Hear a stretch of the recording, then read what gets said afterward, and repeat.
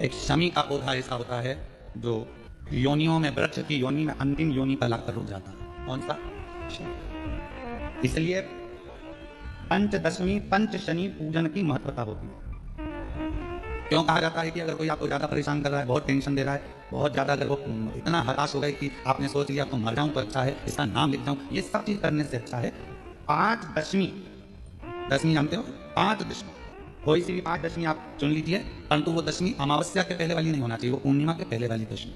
5 कोई सी भी दशमी पर शमी के वृक्ष के नीचे जाइए, घी का दीपक लगाइए, शुद्ध जल तांबे के पात्र में लेकर जाकर अर्पित करिए। पहले दीप जलाना, उसके बाद शमी के पौधे में जल डालना और पौधे उस वृक्ष के नीचे बैठकर जल चढ़ाकर वहीं पर एक चावल का दाना समर्पित कर बाबा से प्रार्थना करना कि बाबा मुझे बहुत कष्ट है, ये मेरा एक तकलीफ मुझे दे रहा है, बस आप मेरी तकलीफ को दूर करना। शिव की ऐसी कृपा होगी। 5 शनि पूजन, जब विजय दशमी के भाव से दशमी आपके यहाँ पर पूजन होती है, विजय दशमी हमारे यहाँ शनि के पत्र की बड़ी पूजन का महत्व है। 5 शनि पूजन कर दी जाती है तो जो भी आपका द्रोही होता है वो आपसे दूर हो जाता है या आपसे स्नेह करकर आपके करीब आ जाता है। ये शनि पूजन वृक्ष योनि के अंतिम योनि का पूजन। सारे वृक्षों पर पत्थर पड़ जाते हैं पर शनि के पौधे पर किस लिए मारेगा? कौन मारेगा? उसमें तो कांटे लगे थे, कौन मारेगा उसको? क्या कांटा झड़ाएगा? पत्थर मारेगा? नहीं। हम तो यहां तक कहेंगे चिड़चिड़ करता है या गलत मार्ग पर चलता है। शंभेश्वर महादेव शंकर जी का एक नाम है, शंभेश्वर महादेव। तो जब कोई व्यक्ति चिड़चिड़ करता है, क्रोध करता है, गुस्सा करता है, तो महाराज शंकर भगवान का शंभेश्वर महादेव का नाम लेकर 31 बेलपत्र, जिस व्यक्ति को क्रोध आता है उस व्यक्ति का स्मरण कर आखा चावल मतलब सेके चावल के साथ एक एक बेलपत्र 31 बेलपत्र कर शिव जी के शिवलिंग पर समर्पित करी जाती है, मात्र दशमी की तिथि के लिए। केवल दशमी, चाहे उजाला की हो चाहे अंधेरी। कौन से महादेव का नाम लेना है? शंभेश्वर महादेव, शिव जी का ही। एक और चीज हमारा, छोटे छोटे बच्चे रहते हैं तो बच्चों को माता जबरदस्ती के भोजन कराती है, खिलाती है, ठोकती मारती खिलाती है। कुछ कुछ बच्चे ऐसे रहते हैं वो कुछ खा ही नहीं पाते, मौके में दो और वॉमिटिंग कर देते हैं, उल्टी कर देते हैं। ऐसे बच्चों के लिए या जिस व्यक्ति को भोजन पचता नहीं और उधर में एसिडिटी रहती हो और जलन टाइप की होती हो, उसके लिए भी शंभेश्वर महादेव का स्मरण है। सुंदर व्याख्यान वर्णन किया है। शंभेश्वर महादेव के ठीक सामने अर्थात भगवान शंकर के किसी भी शिवलिंग के सामने एक तांबे के लोटे में जल रख लीजिए, तो जल के अंदर 3 बेलपत्र डाल दीजिए, एक पीपल का पत्ता डाल दीजिए। शमी के 11 पत्ते कलश को छुआकर शंकर भगवान के शिवलिंग पर शंभेश्वर महादेव के नाम से चढ़ा दीजिए। उस जल को उठाकर ले आइए, एक रात्रि तक घर के अंदर रखना है। उस जल को शंभेश्वर महादेव का नाम लेकर जिस व्यक्ति को एसिडिटी होती हो या उधर खराब रहता हो या भोजन नहीं पचता हो या पेट से जुड़ी हुई प्रॉब्लम हो या बच्चों को भोजन कराते हैं और वो वोमिटिंग कर देते हो, ऐसे बच्चे को या भोजन नहीं खा रहा हो ऐसे व्यक्ति को उस जल को सुबह दोपहर शाम 3 बार शंभेश्वर महादेव का नाम लेकर आचमन कराना प्रारंभ कर दो, पिलाना चालू कर दीजिए। 3 या 4 दिन पिलाओगे, अपने आप उधर में भी आनंद रहेगा, बच्चा भोजन करना भी प्रारंभ कर देगा। शंभेश्वर महादेव विश्वास की पूर्णता में तत्व सारे देवताओं पर नारियल को तोड़कर चढ़ाया जाता है, पर मेरे शंकर भगवान को नारियल तोड़कर नहीं पूर्ण चढ़ाया जाता है, क्योंकि विश्वास पूर्ण होना चाहिए। जैसे 5 स्थान पर लगाया गया चंदन व्यक्ति को बाधाओं से बचा लेता है, विपदाओं से बचा लेता है। जैसे पंचदेव का पूजन, शिव पंचायत का पूजन बाधाओं से बचा लेता है, विपदाओं से बचा लेता है। कई मंदिर ऐसे होते हैं जहाँ पर शिव पंचायत नहीं होती है, कई मंदिर ऐसे होते हैं जहाँ पर शिव पंचायत के देवता नहीं होते हैं। शिव पंचायत में सूर्य देव, भगवान नारायण, माँ जगत जननी, भगवान देवाधिदेव महादेव, स्वयं भगवान श्री गणेश जी महाराज, ये 5 देव शिव पंचायत के मूल देवता माने। पर कई मंदिर ऐसे हैं जहां पर शिव पंचायत में सूर्य देवता का मंदिर में मूर्ति नहीं है या भगवान विष्णु की मूर्ति नहीं है, शंकर जी की मूर्ति के, तो यहाँ शिव पंचायतन का पूजन का स्मरण करते हुए वर्णन किया गया लिंग पुराण के अंदर कि शिवलिंग में 5 जगह ऐसी होती है जहां पर अगर चंदन का लेपन कर दिया जाता है तो विपदा, बांधा, तकलीफें, कष्ट दूर होता चले। 5 स्थान बता उसको समझिए। जैसे इसको देखो, ठीक है, ये शिवलिंग को अपन मान लो, इसको जलाधारी मानो, जहाँ से जल गया, ठीक है, ये गोल भाग जलाधारी जिस पर शिवपिंडी रखी है, यहीं पर अपन गणेश जी कार्तिकेय का स्थान, बीच में अशोक सुंदरी का स्थान मानो। अब इसको समझिए, 5 स्थान बताए। पहला स्थान भगवान शंकर के पूरे शिवलिंग का मध्य भाग, ये पूरा जो शिवलिंग है शिव जी का, शिवलिंग का मध्य भाग प्रथम। द्वितीय है जहां पर गंगा का अविरल धारा निरंतर बह रही है, द्वितीय स्थान गंगा की धारा का मूल बिंदु शिखा, पहला। दूसरा, तृतीय स्थान उसी के सामने जो जलाधारी का पटका दिख रहा है, दिखता जलाधारी का सामने का हिस्सा, भीतर का हिस्सा नहीं, जिसने रखा है वो हिस्सा नहीं, सामने जो दिख रहा है, 1, 2 और तृतीय स्थान माँ अम्बा जगदम्बा के कंठ भाग पर चंदन का महाराज। 3 स्थान ये बताए। चौथा स्थान जहां से जल नीचे गिर रहा है, जल गिरने का जो स्थान छोटा सा एक भाग रहता है, जितनी जगह रहती है उसके मध्य भाग, चतुर्थ स्थान। और 5 नंबर का जो भाग बताया गया वो अशोक सुंदरी का स्थान। ये 5 स्थान ऐसे हैं जहां चंदन का थोड़ी सी बिंदी भी अगर हम लगा देते हैं तो कैसी भी विषम परिस्थिति हो वो टल जाती है और बाबा की कृपा होना प्रारंभ। पंचदेव, शिव पंचायत के 5 देवताओं का स्मरण कर कर, सूर्य देव, नारायण, माँ जगदम्बा, दुर्गा भवानी, भगवान देवादिदेव महादेव, भगवान श्री गणेश जी महाराज का स्मरण कर कर पंचदेव, उस गुट्ठी को जब अलग किया जाता है तब भी शिव मंत्र उसको दिया जाता है। ओम नमः शिवाय, ओम नमः शिवाय, ओम नमः शिवाय। वृक्ष के पत्ते को तोड़ा तो मंत्र दिया, गुठी को तोड़ा तो मंत्र दिया, और बेलपत्र के पत्ते को जब तोड़ा जाता है, मंत्र पत्ते को तोड़ने से पहले मंत्र प्रदान किया जाता है, और जब तोड़ा जाता है तो कहा जाता है, हे माँ पार्वती, हे माँ गोरा, चलो तुम्हें शिव जी ने बुलाया है मेरे कल्याण के लिए। माँ, आपको शंकर जी ने याद किया है, मेरे ऊपर बहुत दुख है माँ, कल्याण करिए, चलिए मेरे दुख को समाप्त करिए, निमंत्रण दो।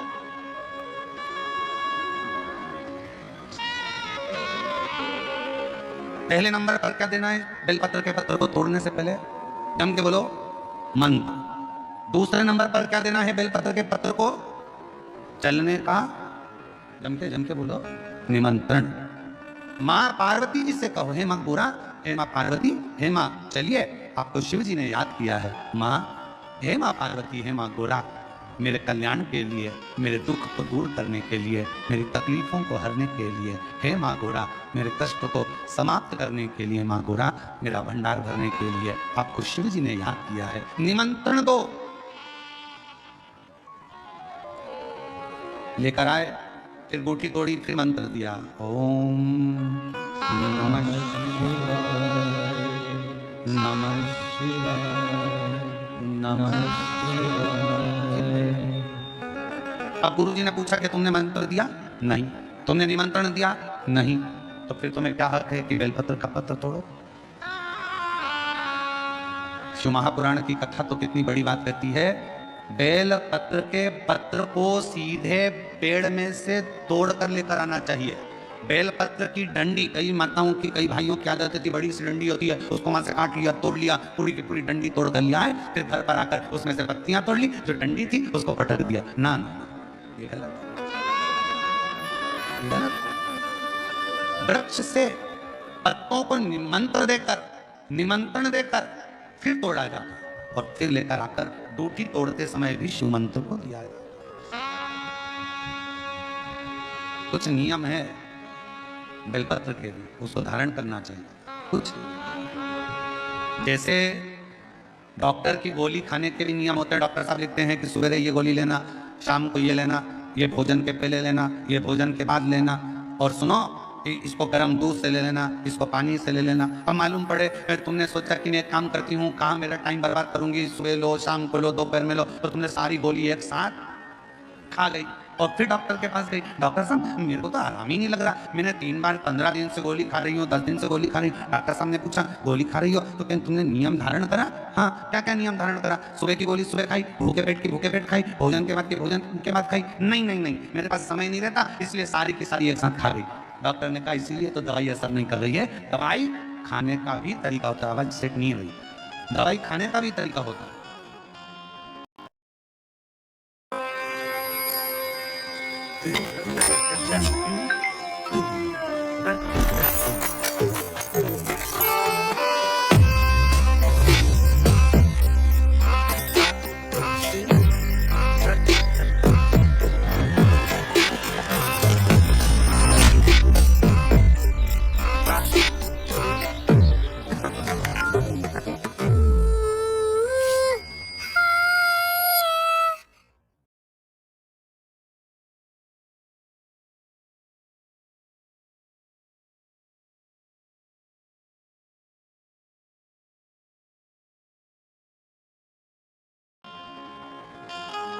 दवाई को खाने का भी एक तरीका है, उस दवाई को खाओगे आनंद पाओगे, स्वस्थ हो जाओगे, रोग मुक्त हो जाएगा। तो दवाई के खाने का भी तरीका है। उसी तरह गुरु कह रहे हैं, संत ने कहा कि तुमने गलती करी, तुमने पहले मंत्र दो, फिर से बोलो, पहले मंत्र, फिर निमंत्रण, फिर ड्यूटी तोड़ते समय फिर मंत्र, फिर ओम नमः शिवाय, ओम नमः शिवाय, ओम नमः शिवाय। फिर मंत्र के बाद निमंत्रण दो माँ का, हे माँ गौरा, साथ में बोलो हे माँ गौरा, हे माँ पार्वती, चलिए आपको देवाधिदेव महादेव बुला रहे हैं मेरे दुख को काटने के लिए, कष्ट को मिटाने के लिए, तकलीफों को मिटाने के लिए। माँ आपको शिव ने याद किया है। पत्र लेकर फिर शिव के पास चले। बहुत रोगी है, एक हाथ में दूध लो, एक हाथ में जल लो, 5 बेलपत्र दोनों में डाल लो और उस व्यक्ति का नाम लेकर, पहले उसको ऑक्सीजन लग रही है, उसका नाम लेकर, गोत्र बोलकर, कुमरुका जी का नाम लेकर श्री शिवाय नमस्तुभ्यं बोलकर शंकर पर चढ़ा दीजिए। सुबह दोपहर शाम प्रदोष काल में 3 बार दिन भर में चढ़ाओ। 3 दिन के अंदर उसको अंतर आना चालू हो जाएगा। 3 दिन। जिस लड़का और लड़की का विवाह नहीं हो रहा, बहुत हताश हो गए, परेशान हो गए, विवाह संबंध जम ही नहीं रहा, किसी भी बुधवार के दिन तांबे के कलश में चने की दाल को भर लीजिए, किसी भी बुधवार, और तांबे के कलश में चने की दाल को भर लो, उसमें 2 गोल सुपारी रख लो, पूजन वाली सुपारी रखकर 2 सिक्के उसमें रख लो, पीले कपड़े से मुख बांध दो, उसका पूजन करो बुधवार के दिन भी, और गुरुवार के दिन उसका पूजन स्नान करने के बाद करना। और घर में किसी से बात मत करना, मुख से शब्द मत बोलना, मुख झूठा मत करना। पूजन करने के बाद उल्टे हाथ पर कलश को रखकर सीधे हाथ से ढककर कोई ब्राह्मण के घर में जाकर साथ में किसी को ले जाओ, बिना बोले, बिना बात करे, बिना कहे, साथ जाकर ब्राह्मण का दरवाजा बजा दे, बात कर ले और में गया हो, और तुम्हें नहीं बोलना, और वो कलश ब्राह्मण के अपनी कामना कर कर वो कलश का दान दे दिया जाए। महाराज ज्यादा से ज्यादा 4 महीना 3 महीने के अंदर विवाह संबंध पक्का हो जाता है। विवाह चने की दाल का दान कोई सहज नहीं है।